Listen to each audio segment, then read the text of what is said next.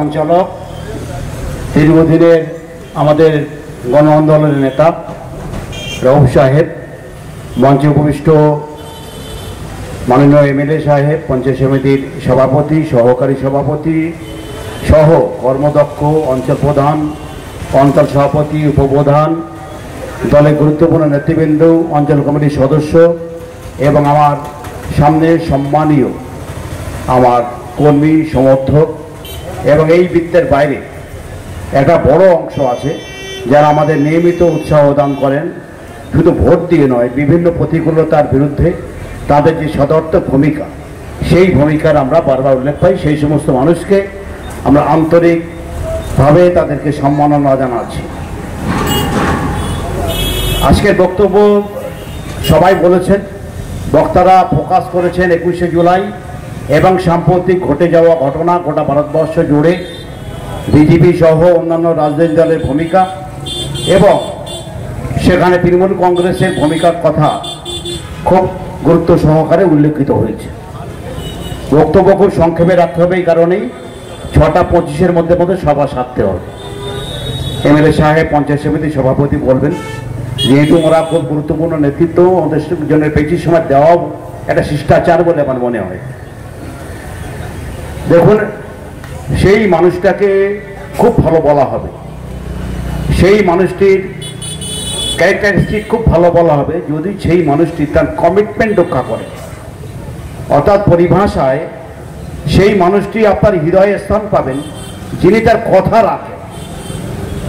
আমরা যেহেতু বাম আমলে রাজনীতি করেছি, আমাদের আমলে রাজনীতি করছি, আমাদের প্রতিপক্ষ দলের রাজনীতির প্যাটার্নটা দেখছি, আমরা একথা হলফ করে বলতে পারি, মমতা বন্দ্যোপাধ্যায় ব্যতীত কথা দিয়ে কথা রাখা সাম্প্রতিক রাজনীতিতে দ্বিতীয় কোনো উদাহরণ নেই।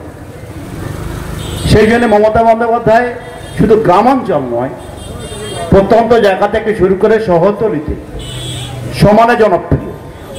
আজকে কলকাতার বুকে যে মিছিল হলো, অগণিত মানুষের ভিড়, ইস্যুটা যদিও খুব টাচি ম্যাটার ছিল, মানুষের ভিড় আরো বাড়লো এবং একই সঙ্গে ভারতীয় জনতা পার্টির ঘুমটা আজ থেকে আরো কমতে শুরু করবে, অর্থাৎ তারা ঘুমাতে পারবে।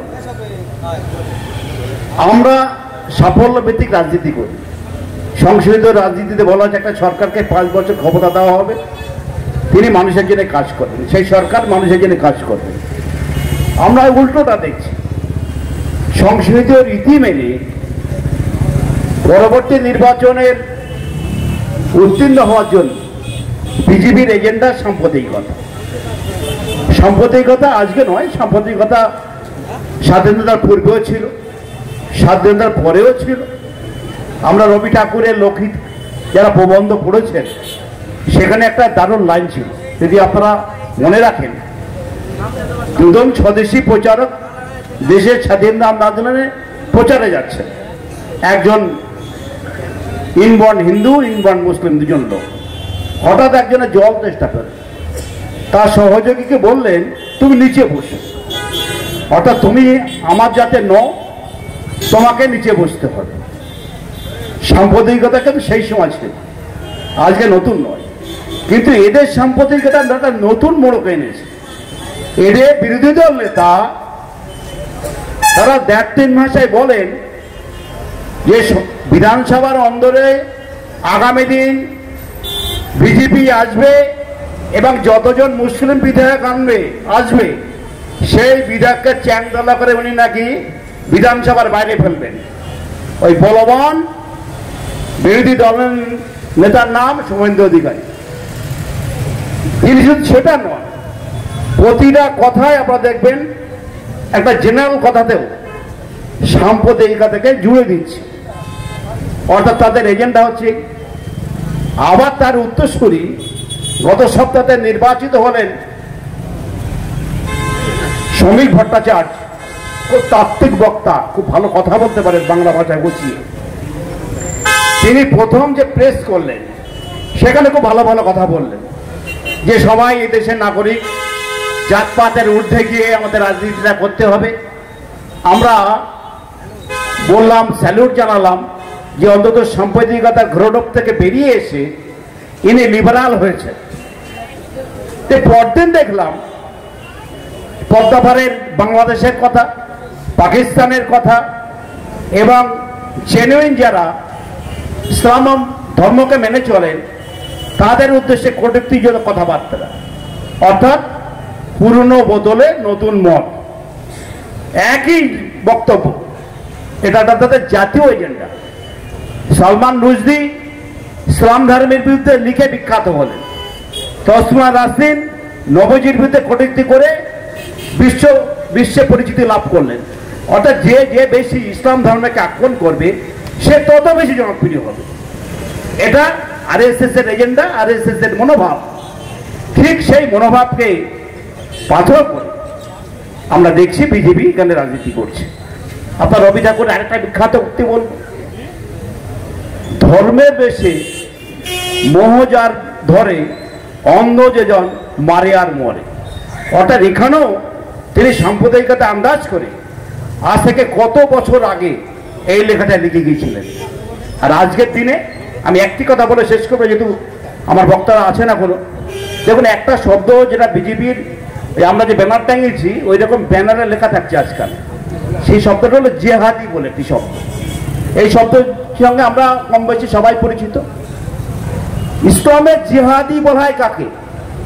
আমাদের ধর্মের জিহাদি বলা হয় যিনি সমাজ, ধর্ম এবং দেশের জন্য পজিটিভভাবে লড়াই করবেন, তাকে বলে জিহাদি। আর বিজেপির হাত ধরে জিহাদি হলো সাম্প্রদায়িক, অগ্র মুসলিম সাম্প্রদায়িক এবং বড় হলো কট্টরপন্থীদের তাদের নাম লিখে দিচ্ছে জিহাদি, অর্থাৎ ভুলভাবে অ্যাপ্লাই করছে।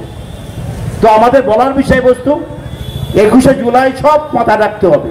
মণিপুরের দাঙ্গা, সিঙ্গুরের চাষিদের স্বার্থ, নানুরে 11 জন সংখ্যালঘু মানুষের খুন, আমাদের শাসনের 1 ডজন মানুষের খুন এবং সর্বোপরি যে ইস্যু নিয়ে সিপিএম এ ভিত নড়িয়ে দিয়েছিল মমতা বন্দ্যোপাধ্যায় 1992-93 সালে 21শে জুলাই ওই 13 জন শহীদদের স্মরণ করে যে ড্রেস রিহার্সাল আমরা এখান থেকে শুরু করছি, এটা চূড়ান্তভাবে আসতে পড়বে 2026-এর নির্বাচন। তার আগে একটা নির্বাচনের জন্য বোধহয় আমাদের প্রস্তুত থাকতে হতে পারে, সেটা হলো লোকসভার নির্বাচন।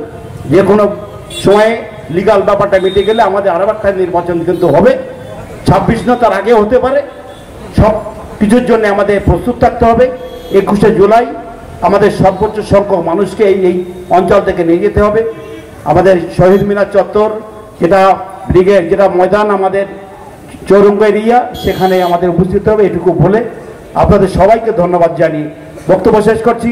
জয় হিন্দ, বন্দে মাতরম, মমতা বন্দ্যোপাধ্যায় জিন্দাবাদ, অভিষেক বন্দ্যোপাধ্যায় জিন্দাবাদ।